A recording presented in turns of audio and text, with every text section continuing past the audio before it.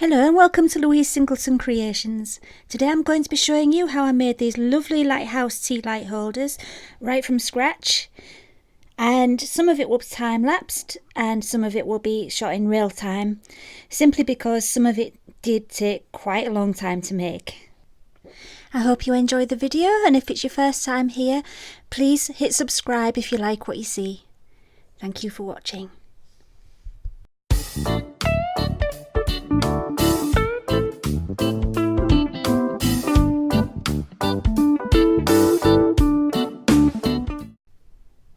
My first job was to make the lighthouse out of cardboard, with the intention to use it to make a silicone mould. It was quite a long process, but it was worth it in the end because I ended up with a silicone mould which I could use to make as many lighthouses as I wanted, nice and quickly.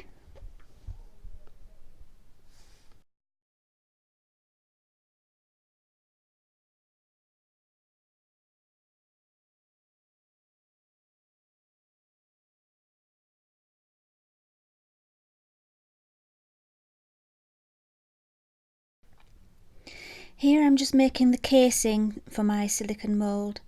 I've made it so that it kind of fits with the shape of the lighthouse, so I don't use more silicone than I need to. I was surprised actually at how much silicone I had to use. It actually used a full bottle of silicone, so this was quite an expensive mould to make, but the way I see it is I can make so many of these lighthouses just from this one mould, and so it will pay for itself in the end when I start to sell these on my website. When I've got my website. It's not built yet, but yeah, I'll be able to make lots of these.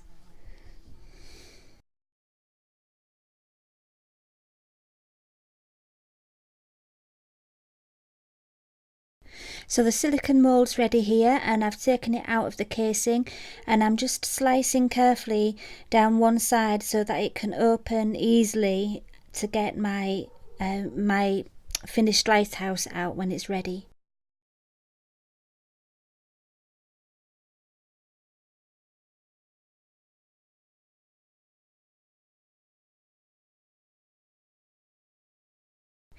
And I've poured in my stone cast plaster, and now I've taken it out. It's all so fast I can't keep up, and I've taken it out and I'm sanding it because there were a few imperfections in there, and so now it's nice. Now here's the time for a word of warning. I made a mistake here and I started painting too quickly. You need to let that plaster dry out for at least 24 hours. I made the mistake of doing it straight away really, and all the paint peeled off and I had to start again. But once the plaster had dried out, when I did it the second time, it was fine. The paint stayed on nicely, but you do need to make sure it doesn't feel clammy or really cold to the touch, because then you know it's not really dried properly. Here I've taken a silicone baking mould and I've put some stone cast plaster in the bottom, and I'm just putting stones from my garden around the edges to make a little bit of a barrier and to add some interest.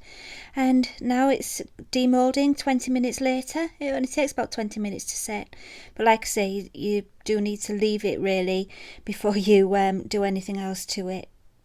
Let it completely dry out. It's not so bad with this base because it's thin and the bottom will still be exposed, but when it's something big and thick like the lighthouse, it needs even longer. Now I'm just brushing off all the little bits of powder with a stiff bristled brush, or you can use a toothbrush, just to make sure there's nothing left on there before I put the ink on and the resin on. Don't want any dust. And I'm applying not watered down, ink in isopropyl alcohol onto the base. And the reason I'm doing this is because I didn't want a white base, but I didn't want to paint it either because I'd have to get between all those stones and it would have taken me hours with a thin little brush. So I decided to water down some hot water, dilute some alcohol ink in isopropyl alcohol and drop it all on to give that colour. And in the end I actually liked it so much I decided that when I was going to put my resin on, I wasn't going to put any colour into the resin, and I just used the colour that I gained from the alcohol inks, and I really liked that effect in the end. So now I'm just popping it back into the mould, and that works really well. You get perfectly smooth edges and no tape required. And I'm pouring on the Mastercast 1:1 resin, taking care to get between all the stones, especially that tight gap around the back. Now I'm just blowing all the bubbles away, bursting all the bubbles with the heat gun.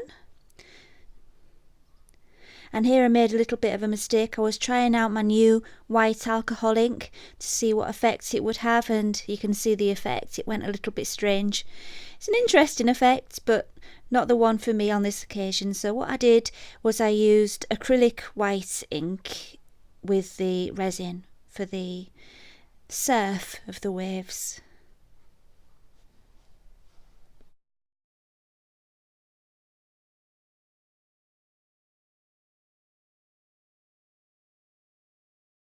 And now I just move everything around a bit until I'm happy with it, really. This is the stage where I tend to start faffing and trying out different things. I've just tried out some blue, cloud blue alcohol ink just to see what it would do just around the edges. Wasn't really keen on the effect and just carried on until I was happy. I just keep moving it from side to side, see how the white flows. I was just trying to get some nice white lacing, which I didn't actually get on this occasion, which I just don't understand with lacing. Sometimes I get it, sometimes I don't. I think it's probably the consistency of how much it's more to do with, the amount of white pigment or acrylic ink that I put into the resin that makes the difference. And also, because of the angle of the way the lighthouse is situated, you can't get your heat gun in very well to really give it a good blast with the heat gun, which also really helps with lacing. But I still like the effect. It's got a nice stormy sea effect.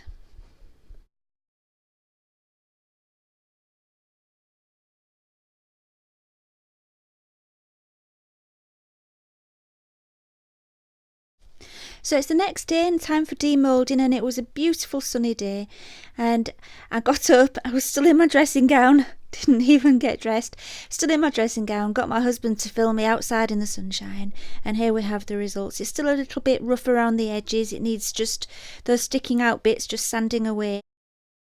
And then what I did was I painted the sides with black acrylic paint, and when that had dried I did another clear coat of resin just over the top and around the sides just to finish it off and protect that paint on the edges. Here's a better view without any reflections, and a blue one and another green one. And what I've done is I've just put them all together and recorded them in the daylight and in the dark with the candles glowing in the top, and I think they look really beautiful with the candles glowing.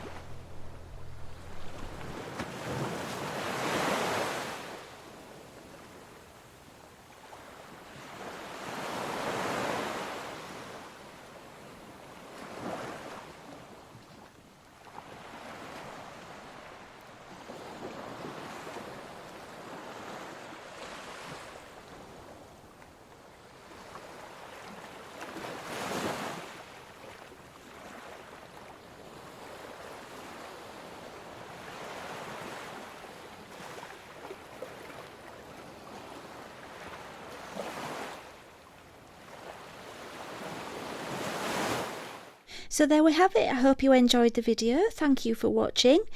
If you enjoyed it, please click subscribe and ring the bell so you get notifications of my next videos. Also, I've got lots of other videos to have a look at, so go and take a look on my channel. Bye for now.